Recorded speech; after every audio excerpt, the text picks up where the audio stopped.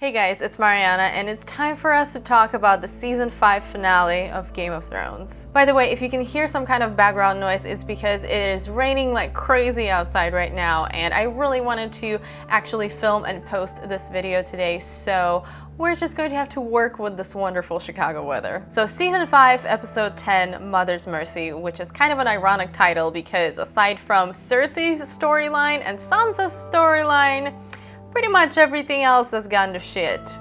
Are we agreeing on that? This was a pretty crazy episode, and I am sad on so many levels right now. First of all, of course I'm sad because the season is over and now I have to wait for another year, but also because this was one of the most depressing season finale episodes I have ever seen on any show. I thought this was dark even for Game of Thrones because we didn't really end on any kind of hopeful note. As far as I can remember, the previous seasons of Game of Thrones all have ended on some kind of positive, hopeful, awesome note. And this was not the case with Mother's Mercy. I'm just going to get right into the recap because I am pretty sure this is going to be the longest video I have ever posted. There is a lot to talk about. So the very first thing that we see is Camp Stannis, and the weather is improving there. Melisandre is all excited because she thinks Lord of Light has made good on his promise, and Stannis is all ready to march on Winterfell, but he gets some really bad news because this is the kind of episode we're having. First of all, about half of his men have deserted and they took all the horses, and then on top of that, Lady Selyse is found hanging from the tree, and not too long after that, we hear that Melisandre was seen riding away from the camp. So that is not looking very good for Stannis, but obviously he has nowhere to go but forward, so he continues with his march on Winterfell, and just as he's saying that the siege is going to begin at sunrise, we see that the Bolton army is coming to greet them with lots of soldiers, and they are better prepared because they have horses, they don't look tired and exhausted, and it is pretty much going to be a massacre for Stannis, unfortunately. At the same time, there are things going on with Brienne and Pod and Sansa. Sansa has picked the lock to her door, and she's going to light the candle in the tower because she needs help, and she's trying to seize the opportunity while Ramsay is gone and get out of her situation. And Brienne is standing there watching the tower as Pod comes back and says, hey, Stannis is marching on Winterfell. I saw his army. So Brienne abandons her candle watching post right before Sansa lights the candle, which was so frustrating to watch because you knew she was going to leave right when she didn't need to leave, but she leaves and Sansa is just kind of left hanging there. Brienne does find Stannis after the battle. He fights off two people and just collapses in front of a tree, and that's when Brienne shows up with her revenge plan, and she has been looking to take her revenge on Stannis for a long time, and the sad thing is, I doubt this is even satisfying for her. There is no good fight. He's tired, he's wounded, his army has been destroyed, and in a way, her taking his life at this point is just relieving his suffering. She asks him if he has any last words, and he just tells her to do her duty because he is done. And I really doubt that felt as good as she wanted it to feel. Now, the question is if he's even dead at this point, because we see Brienne swing her sword. And I took that as Stannis is dead because we see it from his perspective, and then it cuts to black, or cuts to Ramsay rather, because we just cut to a different scene. But at the same time, we didn't really get a confirmed kill on that, so who knows if she actually killed him or not. The first thing that I want to say about the storyline and the way things turned out is that I am, in retrospect, even angrier about what happened to Shireen because it was all for nothing. This sacrifice did absolutely nothing except for torture the little girl, and that really sucked. I really thought there was going to be something that comes out of that, but nothing good came out of it, and it was just pointless, which makes it even more depressing. I was also kind of bummed out because we never saw the siege of Winterfell. We didn't see the battle, nothing. Now, obviously, at this point, it would have just been a massacre and there is not that much to see there. But this whole season has been building up to this battle for Winterfell, and I was so excited for it, and I thought things are gonna get crazy, and I have been talking about it in all of my recaps pretty much. And then we see nothing. We see the two armies about to clash, and then we see Stannis surrounded by dead people, and that was pretty underwhelming for me. Back at Winterfell, Sansa saw from her tower that this battle wasn't going very well for Stannis, and she is trying to get out any way she can, and she runs into Miranda and Theon. And Miranda is pointing her bow and arrow at Sansa and saying, "Oh, I've come to escort you back to your chamber." And she's just generally being a jerk, talking about how pretty much she has no intention of killing her and she's just going to make her suffer even more. However, Theon finally snaps out of it and he throws Miranda over the edge, and I was really excited to see that, which is terrible to say because I was excited to see somebody die in this show, but she was annoying me so much. After that, Sansa and Theon hear Ramsay and his men approaching, so they have to think quick and they decide to jump off the castle walls into the snow, which I'm assuming they survived this, because if they didn't, that was entirely pointless. But when I was watching that scene, I did not think there was a sufficient amount of snow to survive that fall, but I'm assuming they survived, so we're just gonna say that Sansa and Theon have escaped, and Theon is back to being Theon and is not Reek anymore, I think. At Braavos, we see Ser Meryn at the brothel trying to pick another girl for himself, which is just so gross. And the way he's picking them is he's hitting them with a stick, and the two of the girls scream while the third one doesn't scream. So Ser Meryn says, "Oh, I see, I have my work cut out for me." And when we see the girl's face, we see that this is the girl that Arya helped out at the well back at the House of Black and White a few episodes ago. And of course, this is Arya, and she has come to kill Ser Meryn, and she does so in a very gruesome way, but at the same time you're kind of cheering for her. When she comes back to the House of Black and White and she's trying to put the face back, she is caught by Jaqen and the waif, because you're not allowed to just take faces before you're ready, and now she has taken the life that wasn't hers to take, and she has stolen from the many-faced god, and the debt is owed.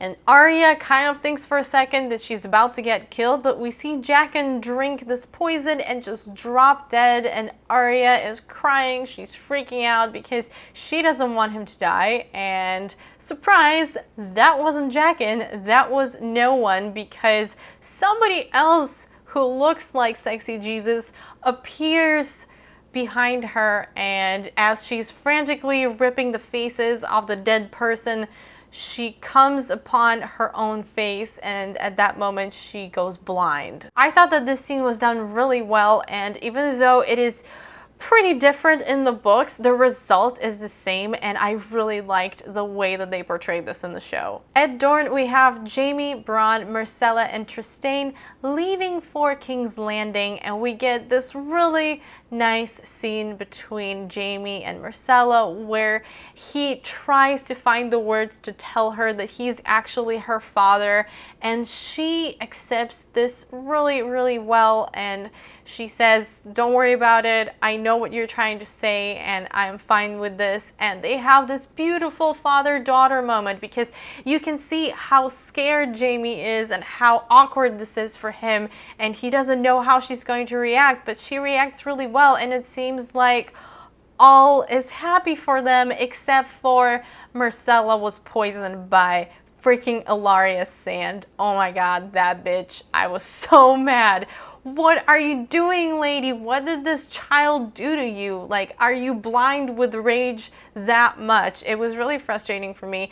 And she apparently had poison on her lips, so when she kissed Myrcella, she poisoned her.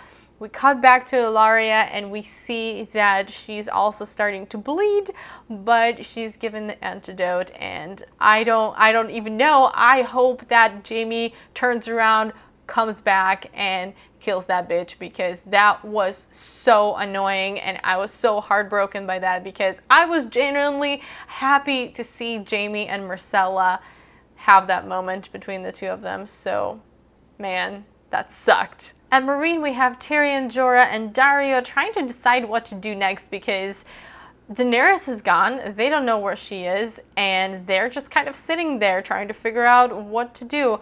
We have Missandei and Grey Worm who join the circle of confused people, and everybody wants to go look for Daenerys. And in the end, it is decided that Daario and Jorah are going to go look for her, and Tyrion, Missandei, and Grey Worm are going to stay at Meereen and rule while nobody else is available, because somebody has to run this city. And Jorah and Daario going on this quest to find Daenerys seems kind of silly to me, because where are you gonna go? What is your plan? Are you just gonna wander around until you find her? It's not like she walked out of there. She flew on her dragon, so how are you gonna track this lady? But whatever.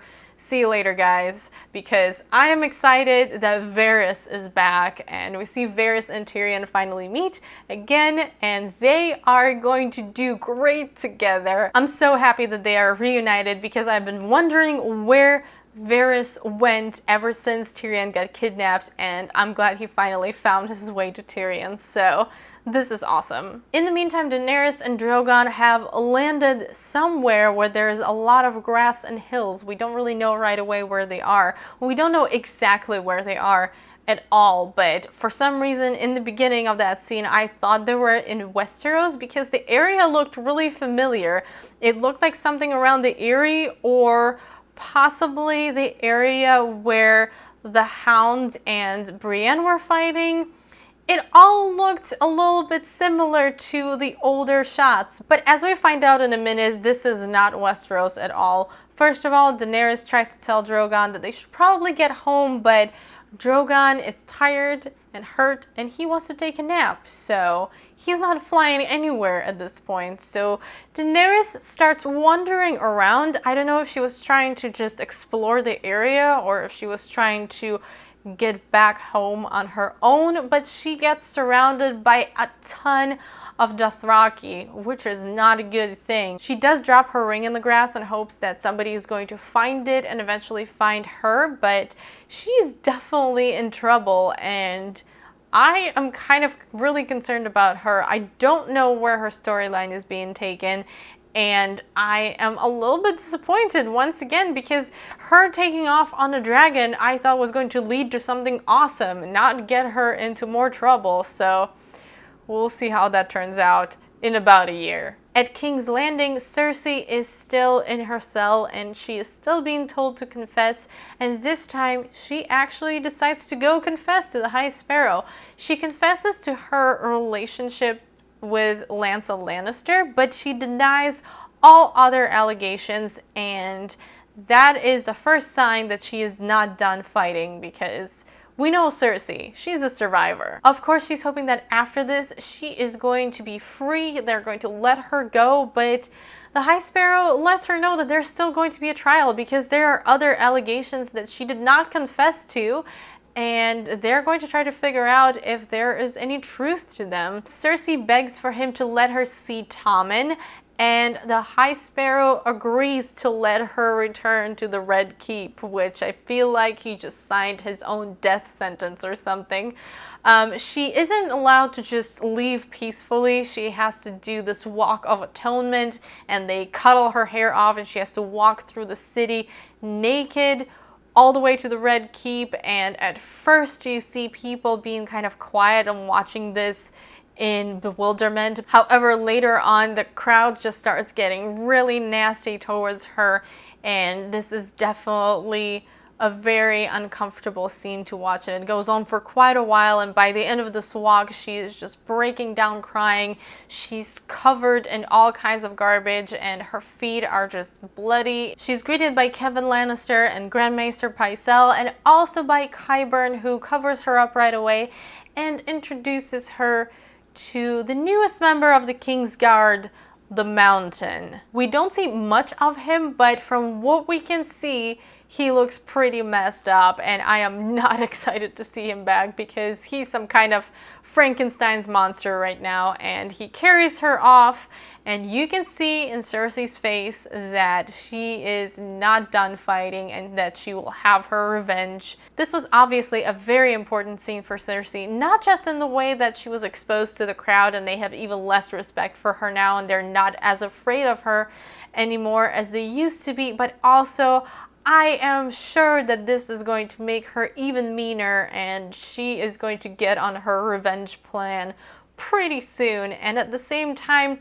if her trial does go to the trial by combat, she has a pretty crazy champion to fight for her. And finally, we have major things going on at the Wall and with Jon Snow, and I am not okay with the ending of this episode. The first scene that we see at the Wall is actually a very nice scene because we see Jon and Sam talking. Jon is telling Sam about what happened at Hardhome and how this guy raised all of these dead, and then Sam is asking Jon if he can be sent to Old Town with Gilly and the baby to become a maester because he thinks he can be more help that way, and he has a point. Jon agrees to this and they have this really funny moment between the two of them where Jon tells him, you know, they're going to make you swear off women at the Citadel, you know this, right? And Sam is just kind of like, I would like to see them try. And Jon understands that something happened while he was gone, and it is just so funny and so cute. And it's just nice to see those friendly interactions between the two of them, and this is probably the last one that we will get ever, because then we see Sam and Gilly leave, and at least those two are safe for now. We also have Davos, who has come back to Castle Black because Stannis sent him for reinforcements, and Jon is trying to tell him, no, it's not going to happen. I am not sending my people to this war. And at the same time, we see Melisandre arrive at Castle Black as well, and she looks pretty depressed about what happened, and she doesn't actually say anything, but Davos and Jon understand that Stannis and his army and his family are no more, which is really sad because they both look really, really heartbroken. And then the last scene of the episode starts off with Jon reading some messages, and Ollie comes in and tells him one of the wildlings knows where Uncle Benjen is, and Jon has been wondering about where Benjen Stark went since season 1 because he just kind of disappeared and we never heard back from him. So Jon, of course, is very excited to get this news, and then he comes downstairs. Alistair Thorne is like, hey, this guy over there, maybe he's lying, maybe he's not. Let's go see what he's saying. And that's not how things work out, because in reality, Jon is betrayed by his men and he is stabbed repeatedly, and this is just so sad, and that's how the season ended, and fuck Ollie and fuck Alistair Thorne and everybody else who was present. Now, I was completely blindsided by this mutiny because in the beginning of the episode, when they do the previously on Game of Thrones scenes, they showed Benjen Stark, and I thought what Ollie was saying was totally legit. How dare you, HBO and George R.R. Martin and whoever else is responsible for this. I was so heartbroken, and every time he got stabbed, I kid you not, it was just like an emotional stab every time. And the last one delivered by Ollie, that piece of shit, of course, it was a very well done scene. And the last shot, when we just slowly zoom in on Jon and him just bleeding there in the snow, it is so sad, and I cannot believe that that is how the season ended, and it is just so hopeless and terrible, and I am in denial along with everybody else who watched this episode, because we're all thinking he's going to come back, right? I mean, okay, he got killed, but someone's going to bring him back. We cannot just kill Jon Snow, right? I'm starting to think that this is just wishful thinking, but at the same time, we do have Melisandre at Castle Black. She is the Red Priestess, so I don't see any reason why she can't bring him back with the Breath of Life, just like Thoros has brought Beric Dondarrion back multiple times. Also, Jon was never burned unless they burned him like in the first minutes of season premiere of season 6. That could be a thing, but he was not burned, so maybe the White Walkers will catch up with him, and he did have a moment with the Night King, so maybe he'll join that side. I would actually really like to see that, him joining the White Walkers, not just becoming a white, but somehow a White Walker getting there and raising him from the dead, and just him going crazy on all of these motherfuckers. That would be awesome. This episode, I mean, Valar Morghulis and everything, I get that, but we have a lot of dead people in this finale, and it is not looking good for pretty much anybody. I mean, other than Tyrion. I think Tyrion is the real winner. Basically, this was a really good season finale, in my opinion, because a lot of things happened, a lot of major things, and even though I was angry and mad about the way things worked out for some people, particularly this person, I'm hoping that he's gonna be back. But at the same time, it was also really satisfying because we got all of this crazy stuff going on, and we definitely have a lot to look forward to in season 6. I hope you guys enjoyed this review and recap. As always, this is obviously my last one for this season, but I'm going to be doing a best and worst of Game of Thrones season 5 video next week.